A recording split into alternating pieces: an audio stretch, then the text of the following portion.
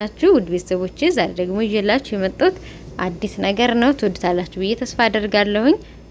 እስከ ዛሬ ምን ነው በተጠቀምኩት ያልኩት ነው ማለት ነው። ብዙ ጊዜ በዚህ አይታችሁኝ አታውቁም ብዬ አስባለሁኝ። በእንደዚህ አይነት በፈሳሽ ምናምን በውሃው ልታዩት ትችላላችሁ። ተቀጣም ወደ በመጀመሪያ የምንጠቀም አብሽ ነው። አብሽን ስታስቡ ብዙዎቻችሁ የሚመጣላችሁ ሽታው ነው እርግጠኛ ነኝ። እና በዚህ መልኩ ሽታው አይረብሽም።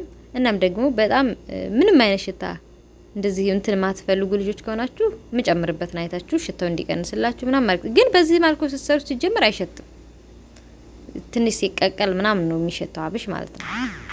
ስለዚህ 3 ማንኪያ አብሽ አደረኩ፣ 3 ማንኪያ ደግሞ ሩዝ አደረኩ። በዚህ አጋጣሚ ሩዝ ጸጉራችሁን ለሚያደርቅባችሁ ምንም አይነት ሩዝ አለመጨመር ትችላላችሁ።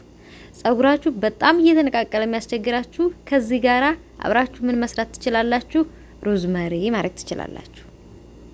ያላችሁን ግን ሩዝም ጸጉር እንዳይነቃቀል ጸጉር እንዲያድግ ስለሚያፋጥን ልክ እንደ አብሽ በጣም ብዙ አብሻውን ብዙ ቫይታሚኖች አሉታ።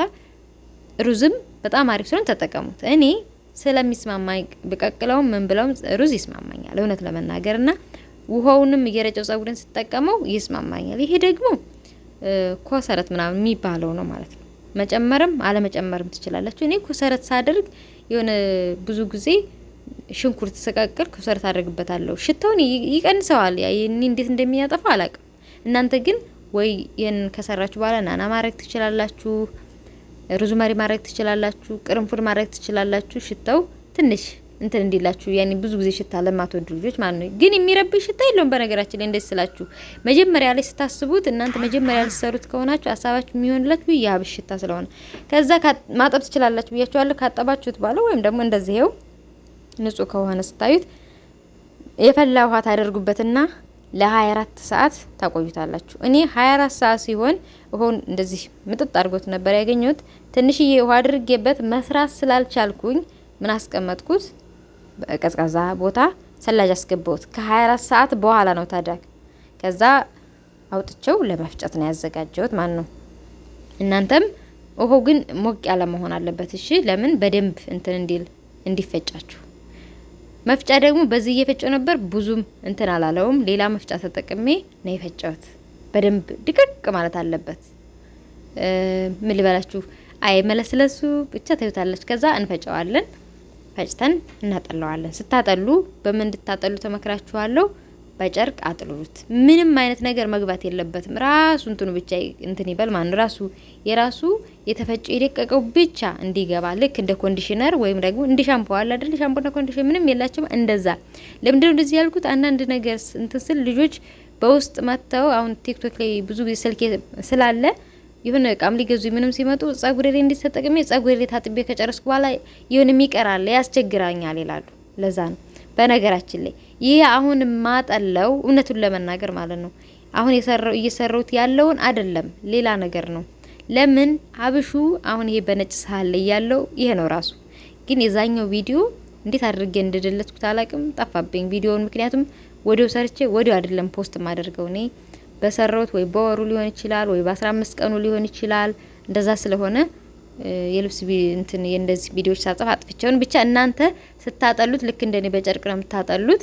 እንደዚህ እስኪመስል ድረስ እንትን መፍጨት አለባችሁ። ይት መለስለሱ ማማሩ አይ መለስለሱ ብቻ በጣም ነው የምትወዱት የሆነ ከዛ እኔ ይሄ አምላ ቅባት በጣም ነው እየተስማማኝ ያለው ጸጉሬ ላይ ማለት ነው። በጣም ነው የወደድኩት። አምላ በዛኛውም አለ ዘይቱን ነው የሚባለው በዛም አለ። ግን እኔ በዚህ ነው የተስማማኝ። ይሄ ማድረግ ትችላላችሁ። ሁለተኛ ደግሞ ይሄ የሌላችሁ ኮኮናት ማድረግ ትችላላችሁ። ኮኮናት የሌላችሁ የወይራ ዘይት ማድረግ ትችላላችሁ። እነዚህ ሁሉ የሌላችሁ እናንተ ጋር ያላችሁ ቅባት ምንድነው? ያንን ቅባት ማድረግ ትችላላችሁ። ምንም አይነት ቅባት ከሌላችሁ ደግሞ ዝም ብላችሁ እንደዚህውም መጠቀም ትችላላችሁ። ወይም ደግሞ አንድ ሙዝ ጨምሩበት። ያላችሁን አቮካዶ ካላችሁ ጨምሩበት። ችግር የለውም። ብቻ እናንተ ቢስማማችሁ። ግን ይሄንን ሳትጨምሩበት ይሄን ደጋግማችሁ ተጠቀሙትና እዩት። ማርያም ነው የምላችሁ። እኔ ይሄ ልክ ሰርቼ ተቀብቼው ወዲው ሌላ ነው የዘፈዘፍኩት። እንደዚህ ያኔ እንዲርስልኝ በ3ኛ ቀንም በ5ኛ ቀንም ያንኛውን 24 ሰዓት ዘፈዝፈውና ከዛ ከ24 ሰዓት በኋላ ማቀዝቀዣ አስገባዋለሁ። አይበላሽ ምንም አይሆንም። እና ወዲያው ነበር የሰራሁት ማለት ነው። ወዲያው እንዳረስ በኋላ ረሳዋለሁ ብዬ ማለት ነው። እና እናንተም ሞክሩት። አሁን ታዩት ለመቀባት ዝግጁ ስለሆነ ወደ መቀባታችን እንሄዳለን ማለት ነው። ይት ላሳያችሁ ነበር ዝካረኩት። ይሄ እንደምታዩ ቀጠን ብሎ እንዳልኳችሁ አድርጉበት። ቀጠን እንዲል ከፈለጋችሁ እናንተ ወፈር እንዲል ከፈለጋችሁ ደግሞ የዘፈዘፋችሁበት እንትኑን እንዲርስ ያደረጋችሁበት እንኳን ውሃ ከሆነ ቀነስ አድርጋችሁ እያያችሁ መጨመር ትችላላችሁ ማለት ነው። ከዛ በፀጉር እንደዚህ እንትን ፀጉራችሁ ላይ የተበጠረ ፀጉር ቢሆን ተመራጭ ነው። ከዛ በደንብ አድርጋችሁ ከስር እስከ ጫፍ በደንብ ተቀቡትና ከ1 ሰዓት እስከ 2 ሰዓት ከዛ በላይ መቆየት ትችላላችሁ፣ እናንተ እንደተመቻችሁ ሰዓት ማለት ነው። ግን በደንብ አድርጋችሁ ለማዳረስ ሞክሩ። እንደዛ ነው ላችሁ የምችለው። ይሄ ጫፍ ጫፉ ድርቅ ያለው አለ አይደለ? እሱን በደንብ ተቀቡት። አሁን እንደዚህ ያደረገን ያው መቀባት ነው። በዚህ አጋጣሚ ሮዝመሪዎች እንደዚህ አንዳንድ ነገሮች ስትጨምሩበት ለምን ይጠቅማችኋል? በአንድ ድንጋይ 2 ወፍ የሚባለው ነገር አለ አይደለ? ለዛ ይጠቅማችኋል። አሁን እንደዚህ ተጠቅማችሁት የምታውቁ ነገር ሲሆን ሮዝመሪውን ይስማማችኋል እንባት። የሚስማማችሁ ከሆነ ምንም ነገር ስትሰሩ ጨምሩት። ምንም ነገር ቅባቱም ካላችሁ ምንም ነገር በምትሰሩ ሳለ ፀጉራችሁ የሚደረግ ጨምሩት። ጉዳት አያመጣም። ምክንያቱም የምታውቁት ቅባት ስለሆነ ሞር እንትን እንዲላችሁ ነው እንጂ የሚያደርገው ምንም ችግር የለውም ማለት ነው። ሌላው ደግሞ ምንም ነገር ስትጠቀሙ ቶሎ ብላችሁ ተስፋ አትቁረጡ። የኔ ፀጉር አያድግም፣ የኔ እንትን ማረ በፍጹም ነው እንደዚህ የማይሆነው የምትሉኝ ትንሽዬ ጫፍጫፉን ቁረጡትና ለዛ እስቲ ትኩረት ሰጣችሁ ዝም ብላችሁ ተንከባከቡት። ከዛ ላይ አያድግም ሚለውን ታዩታላችሁ ማለት ነው።